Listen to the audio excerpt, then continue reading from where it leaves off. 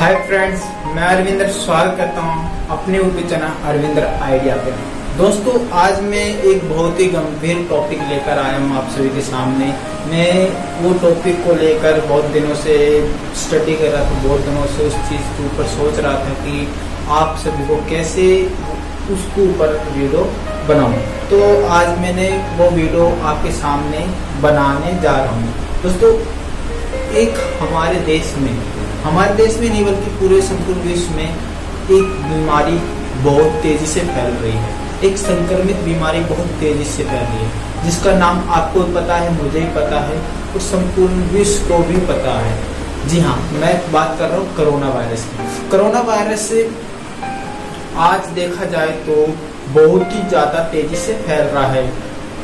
इसकी बात की जाए तो जैसे बहुत ही जो शक्तिशाली राज्य है, शक्तिशाली कंट्रीज है, अमेरिका जैसे जो हेल्थ के मामले में नंबर 1, इटली जैसी कंट्री जो हेल्थ के मामले में नंबर 1 पे आती हैं, आज भी इस कोरोना वायरस के सामने घुटने टेक चुकी हैं। अब हमारे भारत देश में भी इसकी तादाद बढ़ती जा रही है, इससे संक्रमित होने लोगों की तादाद बढ़ती जा रही है। तो दोस्तों, आपको पता होते हैं कि कोरोना वायरस बहुत ही भयंकर बीमारी है। ये लोगों के संपर्क में आने से फैलता है। अगर किसी एक बंदे को कोरोना वायरस है और आपको पता है कि इसके लक्षण आपको तुरंत देखने को नहीं मिलते, इसके लक्षण हमें 10 से 15 दिन लग जाते हैं, और अगर उससे पहले और किसी इंसान कोरोना वायरस अगर उससे पहले वो किसी 10-15 लोगों से मिल गया, उसे पता नहीं कि मुझे कोरोना वायरस हो रहा है, लेकिन वो अनजाने में भी गलती कर बैठता है। वो पता नहीं कितने यार दोस्तों से, अपने फैमिली परिवार से मिलता रहता है और उनके यार दोस्तों, फैमिली परिवार वालों को भी पता नहीं होता कि ये बंदा कोरोना वायरस से पीड़ित है। आपको पता होते हैं कि कोरोना वायरस अभी तक कोई वैक्सीन बनकर तैयार नहीं हुई है, फिर भी यहाँ पर कई लोग इस संक्रमित बीमारी, इस कोरोना वायरस को सीरियस नहीं ले रहे। पता नहीं लोगों के दिमाग में क्या चल रहा है, क्या वो लेकर घूम रहे हैं, वो क्यों नहीं इस चीज के प्रति आत्मसमर्पण होते हैं, क्यों नहीं इस चीज के प्रति आत्मसमर्पण क्यों नहीं हो रहे कि उन्हें पता है कि कोरोना वायरस की अभी तक कोई वैक्सीन बनके तैयार नहीं हुई, फिर भी लोग बिना सोचे समझे घर से बाहर निकल पड़ते हैं। सरकार ने कह रखा, सरकार ने कई गाइडलाइन भी लागू कर रखे हैं कि आप अपने घर के अंदर रहिए। अगर आप अपने घर के अंदर रहेंगे तभी आप सेफ रहेंगे, तभी आप इस भयंकर बीमारी, संक्रमित बीमारी कोरोना वायरस से बच पाएंगे। लेकिन फिर भी मुंह उठाकर घर से बाहर निकल पड़ते हैं। पता होते हैं भी, अरे गलती से भी आपको हो गया कोरोना वायरस, तो आपको तुरंत तो पता चलने से रहा, कम से कम 10 से 15 दिन आपको लग जाएंगे इस बीमारी का पता चलने में। इतने में आप अपने पूरे फैमिली को भी इसका शिकार बना चुके होंगे। वो बेकसूर लोग भी जो घर में रहते हुए भी, जो आपके बीवी बच्चे बाल बच्चे घर में रहते हैं, फिर भी वो इस बीमारी का शिकार हो जाएंगे। वो होंगे किसके कारण? सिर्फ आपके कारण, आपकी नासमझी के कारण, आपकी मन बुद्धि के कारण वो लोग इस बीमारी का शिकार होंगे। तो दोस्तों, मेरा आप सभी से हाथ जोड़कर विनती है कि आप अपने घर के अंदर ही रहिए। आप अपने घर के अंदर रहेंगे तो ही आप अपने आप को बचा पाएंगे, अपने समाज को बचा पाएंगे, अपने देश को बचा पाएंगे।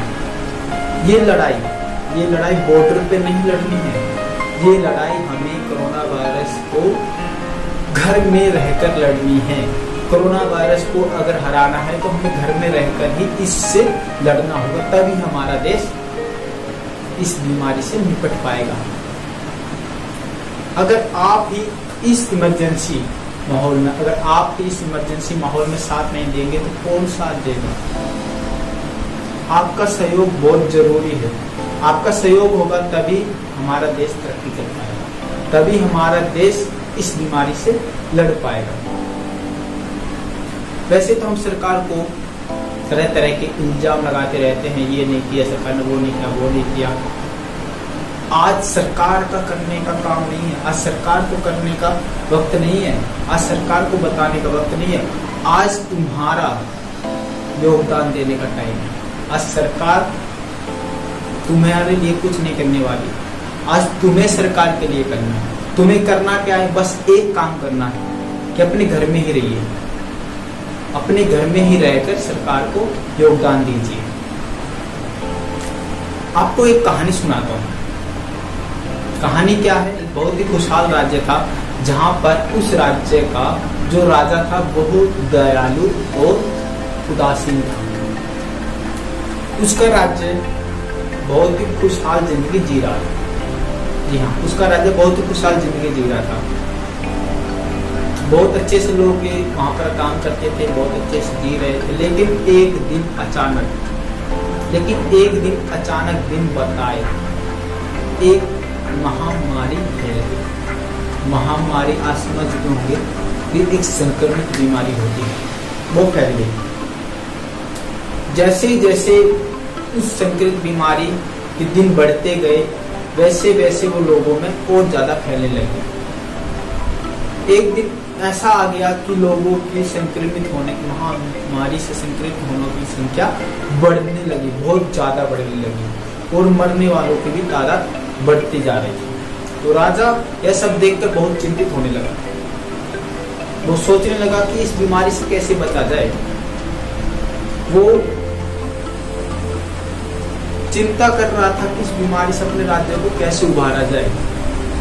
उसने दिमाग लगाया कि एक योगी है, एक महात्मा है जो इस बीमारी से उसके राज्य को उबारने में उनकी मदद कर सकते हैं। वो राजा तुरंत बिना सोचे समझे उस योगी, उस महात्मा के पास गया।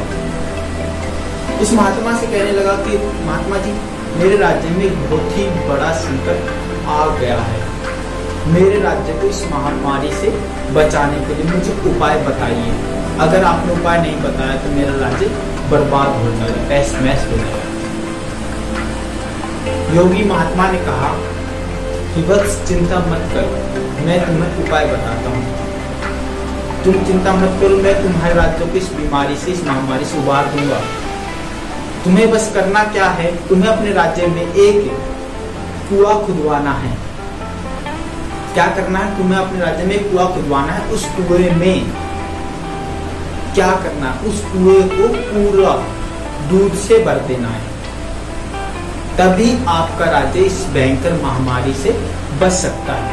उस राजा ने बिना सोचे समझे ऋषि मुनि को, इस महात्मा को प्रणाम किया और तुरंत अपने राज्य की तरफ चल दिया।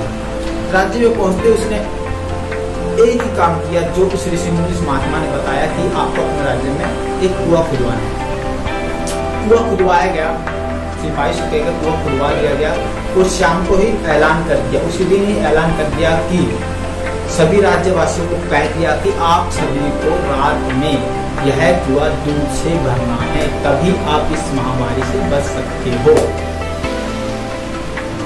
सभी राज्यवासियों ने राजा का ऐलान सुना और अपने अपने घर चल दिए। जैसे ही रात हुई, सभी को एक ही बात दिमाग में चल रही थी कि उस कुएं को दूध से भरना है। सभी राज्यवासियों में दूध भरने की होड़ मच गई। तो एक बुढ़िया थी, एक चालाक बुढ़िया, कंजूस बुढ़िया थी। उस बुढ़िया ने क्या सोचा कि अगर पूरा राज्य दूध डालेगा, उस कुएं को दूध से भरेगा, तो अगर क्यों ना मैं अपनी एक बाल्टी दूध की बचा के एक बाल्टी पानी की उस कुएं में डाल दूं, तो मेरा पानी नजर भी नहीं आएगा उस दूध में। उस बुढ़िया ने जैसा सोचा वैसा ही किया। वो एक बाल्टी दूध की न ले जाकर पानी की ले गई और उस कुएं में जाकर डाल दी। पानी डालने के बाद अपने घर आकर सो गई। जैसे ही सुबह हुई, राजा ने जायजा लेने गए। राजा जब उस कुएं का जायजा लेने गए तो उन्होंने देखा कि कुआं पानी से भरा हुआ था।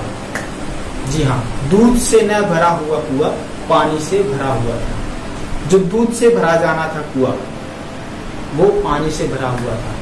अब वो पानी से क्यों भरा हुआ था?